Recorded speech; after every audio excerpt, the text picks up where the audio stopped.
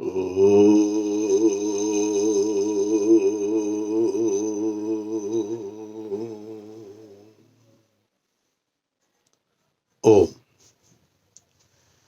गीता ज्ञान के विषय में कल दूसरे अध्याय के 12वें श्लोक के ऊपर चिंतन किया था। आज उसी संदर्भ को आगे बढ़ाते हुए दूसरे अध्याय के 13वें श्लोक के ऊपर चिंतन करते हैं।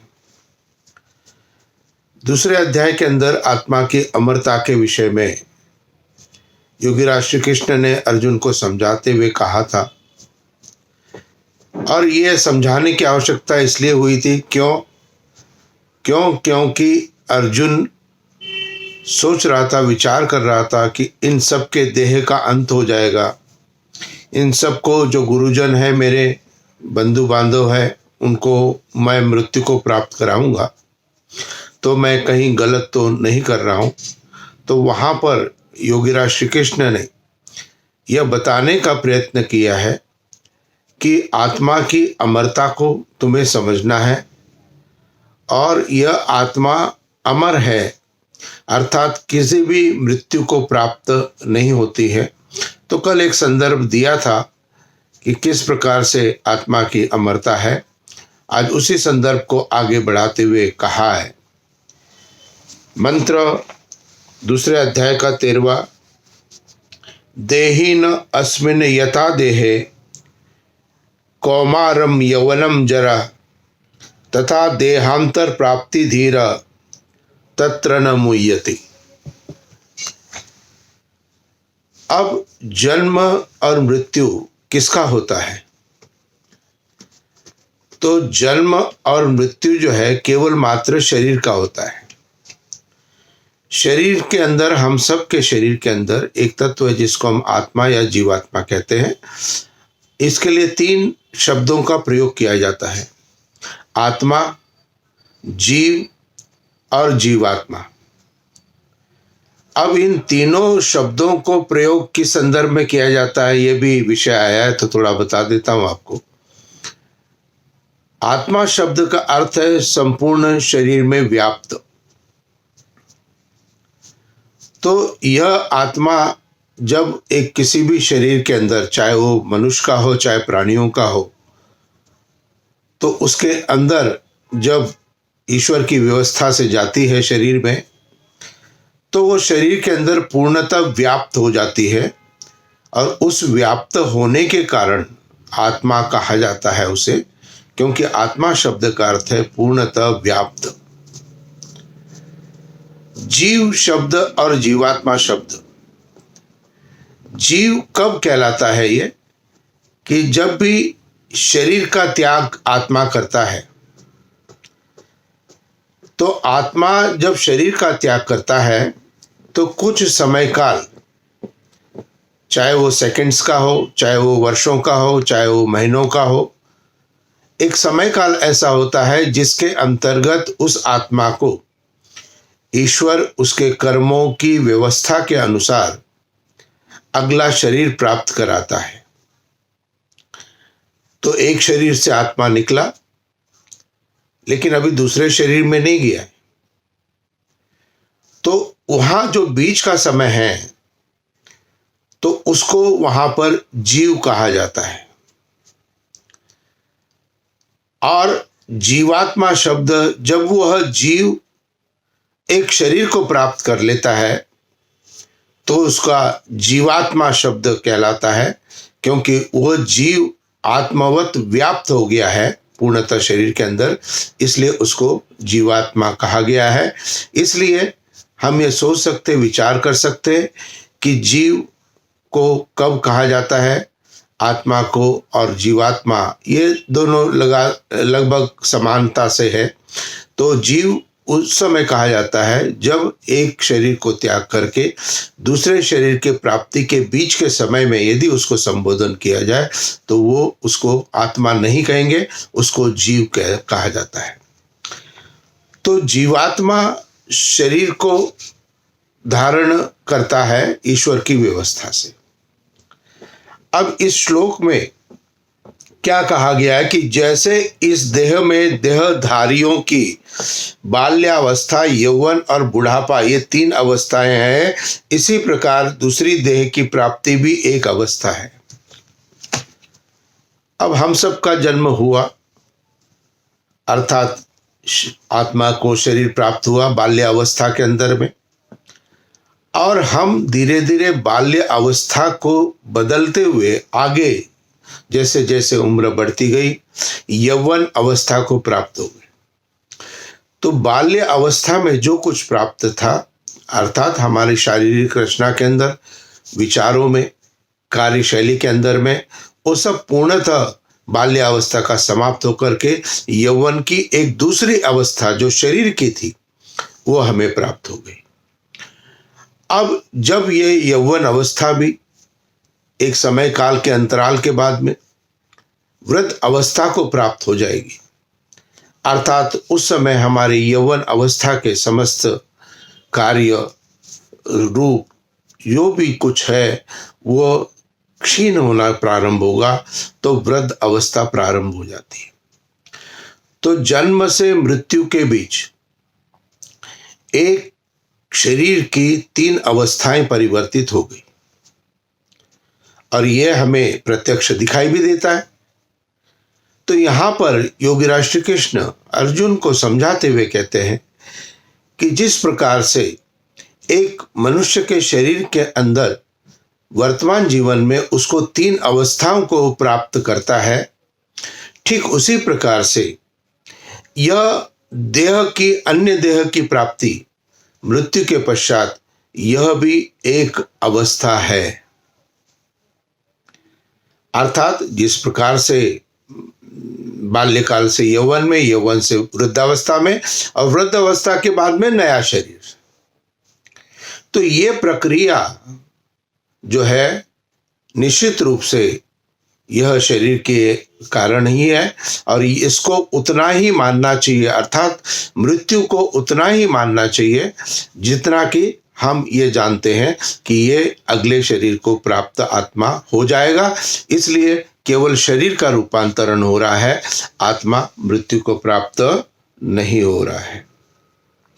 उस आत्मा को मिट जाना नहीं मानना चाहिए।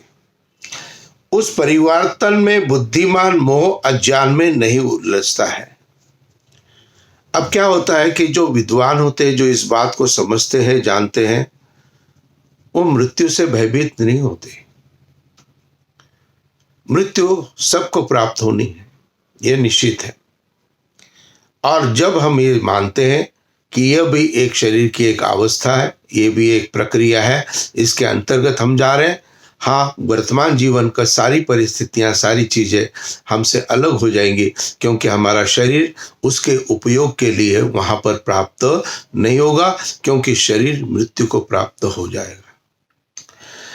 लेकिन जो बुद्धिमान लोग होते हैं, जो विचारशील लोग होते हैं, वो इस जन्म मृत्यु के रहस्य को जानते हैं, समझते हैं, और इसलिए वो अज्ञान के अंदर उलझते नहीं, अर्थात मृत्यु से वो भयभीत नहीं होते हैं। इसीलिए कल के भी वीडियो के अंदर मैंने एक बात कही थी, आज पुनः दोहराता हूं कि जो कोई भी महात्मा, सज्जन पुरुष और ऋषि मुनि तपस्वी लोग होते हैं, वह मृत्यु को अपने जीवन में आगे रख करके चलते हैं। अर्थात उन्हें पता होता है कि मेरे आगे एक मृत्यु है जिसको मुझे प्राप्त एक न एक दिन करना है, और वो प्राप्ति के समय से पूर्व, अभी के समय से उस आगे चल रही मृत्यु के बीच का जो समय है उसको मैं सही प्रकार से प्रयोग करना प्रारंभ करूं।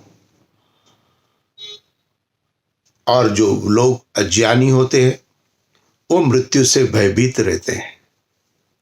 इसलिए योगीराज श्री कृष्ण ने अर्जुन को समझाते हुए कहा कि यदि तू इनके शरीर का हनन भी करता है, तब भी जिस प्रकार से 3 अवस्थाओं में शरीर वर्तमान जीवन में बाल्य अवस्था, यौवन अवस्था और जरा अवस्था में जाता है, ठीक उसी प्रकार से यह शरीर आगे के एक शरीर को भी प्राप्त होगा।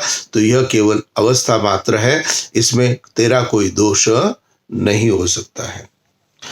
एक ही देह पर जब बाल्यकाल के पश्चात यौवन आता है तब अवस्था बदल जाती है। बालकाल की कोमलता नहीं रहती।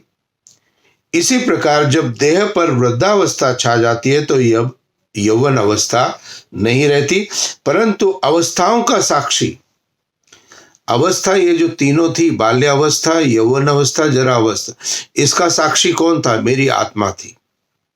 तो इनका साक्षी जानने वाला एक ही बना रहता है, वह नहीं बदलता। अब शरीर की अवस्था तो बदल गई, लेकिन आत्मा नहीं बदला ना। आत्मा तो उसी अवस्था, उसी शरीर के अंदर है, अवस्था बदल गई। इसी प्रकार मरना भी एक अवस्था परिवर्तन है, उसमें आत्मा का नाश नहीं होता है। तो मृत्यु क्या है? मृत्यु एक अवस्था का परिवर्तन है, लेकिन जो अगला जन्म प्राप्त होगा वो जन्म हमारे वर्तमान जीवन के कर्म के अनुसार हमें प्राप्त होता है। मेरे पिछले वीडियो के अंतर्गत यदि आप सर्च करेंगे तो वहाँ पर सारा डिटेलिंग मैंने दिया हुआ है कि किस प्रकार से कौन सी योनि को यह आत्मा प्राप्त हो सकता है। मनुष्य योनि, पशु पक्षी की योनि, स्थावर योनि, या मनुष्य योनि, या देवत्व मनुष्य योनि। तो ये किस प्रकार से, तो ये हमारे वर्तमान जीवन के कर्मों के ऊपर है। तो यहाँ पर एक मृत्यु के विषय में जो हम भयभीत रहते हैं, उस भय को केवल मात्र दूर करना है। क्यों? क्योंकि यह शरीर जो है, यह आत्मा का एक कार्य करने के लिए एक साधन के रूप में ईश्वर ने हमें दिया है। जब इस साधन का उपयोग समाप्त हो जाएगा, अर्थात वृद्ध अवस्था हो जाएगी, इंद्रियां भी क्षीण हो जाएगी और कार्य प्रणाली भी शरीर की क्षमता की क्षीण हो जाएगी, तब उस आत्मा को आगे की उन्नति के लिए, मोक्ष प्राप्ति के लिए, मुक्ति की तरफ प्राप्त कराने के लिए ईश्वर उसको एक नया शरीर देता है।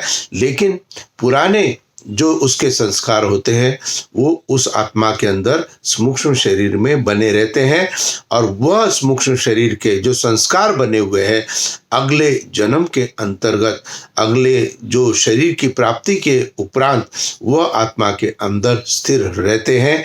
और जैसे ही स्थितियां उत्पन्न होती है, परिवर्तन उत्पन्न होता है, वो संस्कार जागृत होना प्रारंभ हो जाते हैं। और वो जो पिछली यात्रा जहाँ पर एक मनुष्य ने पूर्ण की थी, उसी यात्रा के संदर्भ के साथ वह आत्मा आगे चलना प्रारंभ करती है। आप देखते हैं एक परिवार के अंदर दो बालक, एक विद्वान होता है और एक बालक के अंदर में इतनी विद्वत्ता नहीं होती। कारण क्या है? एक ही माता पिता, एक ही रहन सहन, एक ही खान पान, लेकिन दोनों की बुद्धि में जो अंतर होता है एक परिवार के दोनों बच्चों की, वो केवल मात्र इसी कारण से होता है कि वो पूर्व जन्म के संस्कारों को लेकर के आता है। तो अवस्था किसकी बदल गई? अवस्था बदली केवल शरीर की। आत्मा को क्या हुआ? आत्मा अपने जो भी श्रम उसने किया था, जो भी उसने स्वभाव बनाया था, जो भी उसने संस्कार अर्जित किए थे, वो सभी उसके सूक्ष्म शरीर के साथ एक नए शरीर को प्राप्त जब आत्मा करेगा तो उस आत्मा के अंदर सूक्ष्म शरीर के अंतर्गत वह सभी संस्कार उसके स्थिर रहेंगे और वो अगले जीवन के लिए, जन्म के लिए, अगली व्यवस्था के लिए वो प्राप्त हो सकते हैं। तो यहाँ पर हम सब भी मृत्यु से भयभीत न हो। निश्चित रूप से एक शरीर को स्वस्थ रखना, सुंदर रखना, अच्छा रखना, ये हम सब का कर्तव्य है, क्योंकि यह परमात्मा के द्वारा दिया हुआ है। लेकिन इस बात को भी हमें समझना चाहिए कि मृत्यु भी एक सत्यता है। मृत्यु से दूर कोई नहीं हो सका है, कितने भी श्रम कर ले, परिश्रम कर ले, एक अवस्था का परिवर्तन आवश्यक रूप से होगा। आशा करता हूँ मेरे ये गीता ज्ञान का जो नई श्रृंखला मैंने प्रारंभ की है, मेरे पिछले वीडियो में आप देखेंगे पारिवारिक प्रवचन भी है। गीता के भी मैंने 18 अध्याय, वैसे अलग से एक एक अध्याय पे मेरे 18 वीडियो मेरे YouTube चैनल पे उपलब्ध है। सत्यार प्रकाश के भी प्रथम 10 समोल्लास के 10 वीडियो मेरे एक एक समोल्लास के सभी उपलब्ध है। योग दर्शन के भी अष्टांग योग में यम, नियम, आसन, प्राणायाम, धारणा, ध्यान, समाधि पर मेरे 8 वीडियो उपलब्ध है। मेरी ये इच्छा है आप सपरिवार इन वीडियो को देखें। केवल ज्ञान प्राप्ति के लिए, केवल ज्ञान प्राप्ति के लिए, कि इसकी नॉलेज हमें होनी चाहिए, वेदों की नॉलेज हमें होनी चाहिए, दर्शनों की, योग की, ये सभी चीजों की जो ज्ञान है वो हमको प्राप्त होना चाहिए, और केवल अपने तक सीमित मत रहिए। आपका कर्तव्य बनता है, यदि आपने मेरे इस वीडियो को देखा है तो अपने परिवार के सभी जनों को इस वीडियो को टीवी पर दिखाएं या अलग से उनको भेज दें, और चैनल को यदि सब्सक्राइब सभी लोग परिवार के करेंगे तो मेरा लाभ आपके पूरे परिवार के सब जनों को एक ज्ञान के रूप में प्राप्त होगा। आशा करता हूं मेरे इस आग्रह को आप विचार करेंगे और प्रत्येक परिवार के सदस्य में मेरे वीडियो को आप यूट्यूब चैनल को जरूर सब्सक्राइब करेंगे। इसी आशा के साथ कल फिर एक नए चिंतन के साथ, और कल का जो विषय होगा उस सुख दुख क्या है इसके ऊपर योगीराज श्री कृष्ण के विचारों को हम जानने का प्रयत्न करेंगे। आप सबके लिए ईश्वर से प्रार्थना करता हूं, आप सभी स्वस्थ रहे, जीवन में उन्नति को प्राप्त हो। इति ओम शांति शांति शांति। ओ